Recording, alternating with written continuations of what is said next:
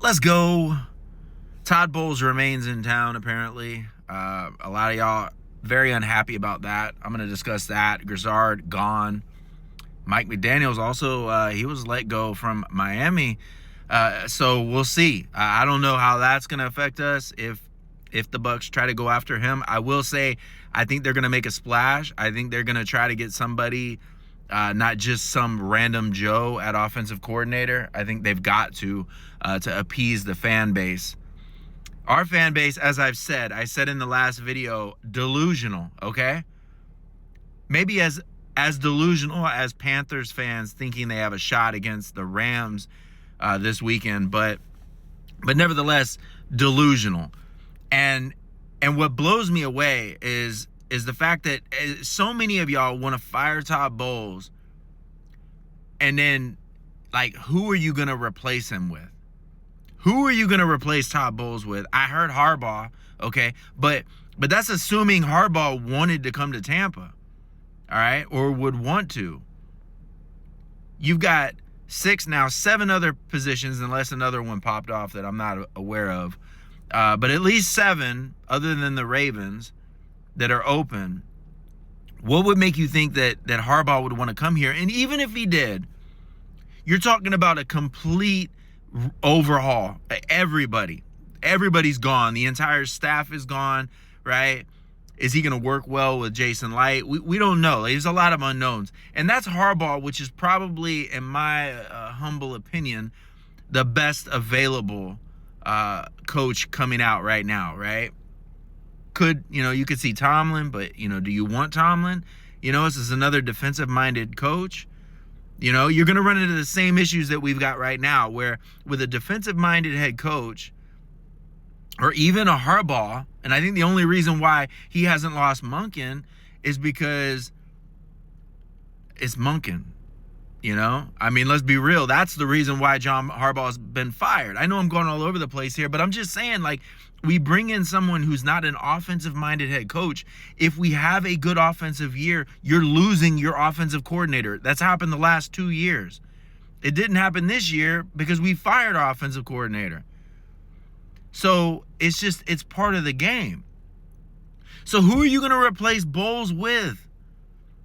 I think this is the smart move. And I think this is the move that the Glazers knew they had to make. They were kind of like, what are we going to do? We fire Bowles. Like, yeah, I think they told him, like, look, if you don't fire Grizzard, you're gone. But I think they knew, like, if we get rid of him, who are we replacing him with? Like, let's be honest here.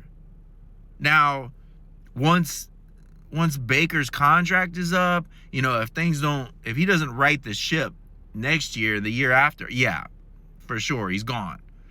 But right now, who are you going to replace him with? Okay?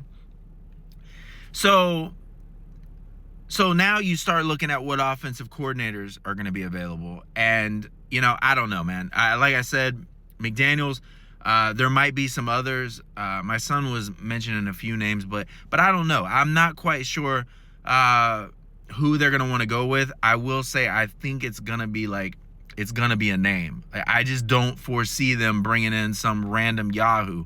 It was different when they brought in Liam. Nobody really knew who he was for the most part.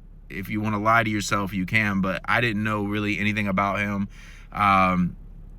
Before that, we had, oh my goodness, I can't believe he shares my birthday. The Carolina Panthers, Dave Canales.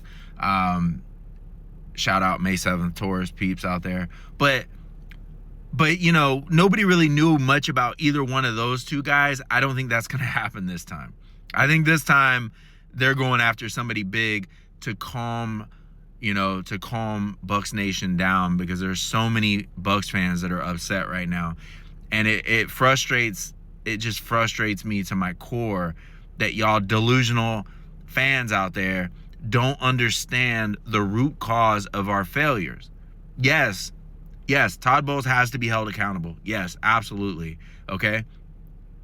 But the injuries that happened to this team, wild. All right.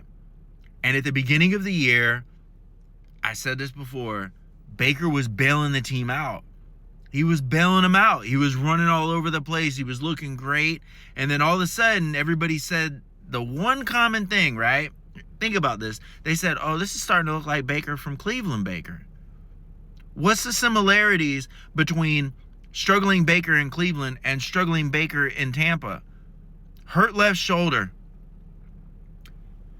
You live by the sword, you die by the sword. Dude runs all over the place, plays like an offensive lineman, gets hurt. And when he gets hurt, he struggles. It sucks, but it is what it is. That's not Grizzard's fault. That's not Bowles' fault. Now, do they need to adjust? Do they need to make some things happen? Yeah. Clearly, the offensive line was another, joke. That special teams joke as well.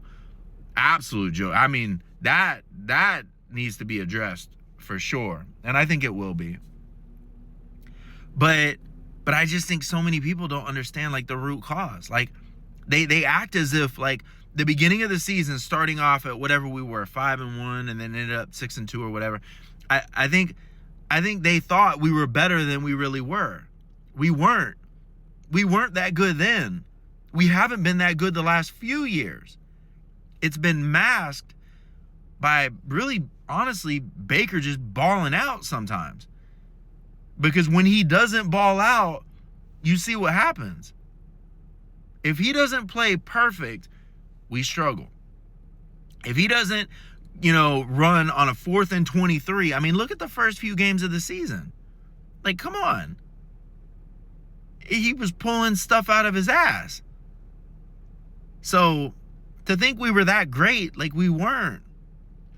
I think probably the best win we had this season was in Seattle. That was the best game. We barely beat the Jets. We barely beat the Texans when they were not the same Texans they are now. Okay? And you look at the other, like, we barely beat the Falcons in the opener. Come on, man. We just weren't that good. I'm part of a delusional fan base. The entire NFC South has got a bunch of delusional fans. Panther fans seem to think they have a chance this weekend. They're delusional. Who knows? They might pull it out. You never know. It's all a sham. It's all rigged. But I love revenge games in the playoffs. And and to my point, 2020 as a Bucs fan, I was loving all the revenge games. I told people, I said, I want to play the Saints. They're like, why would you want to play the Saints? You lost twice to them in the regular season. You know how hard it is to beat the same team 3 times in 1 year? Clearly pretty difficult because it didn't happen. The Packers, revenge game. Chiefs in the Super Bowl, revenge game. We lost to all 3 of those teams in the regular season, the Saints twice, and then beat them in the playoffs to win the Super Bowl. So, yeah, I love revenge games, and it was, like a month ago that the Panthers beat the Rams here in Carolina? It ain't happening again. And honestly, I'd love nothing more than to see the Rams come in here and just light them up. Just destroy the Panthers. Because they're a fraud. Patriots, fraud. Jacksonville, fraud. Denver, fraud. There's a lot of frauds this year, all right? And they about to get exposed. Anyway, that's about all I got. I got to get in here and get at it. Peace.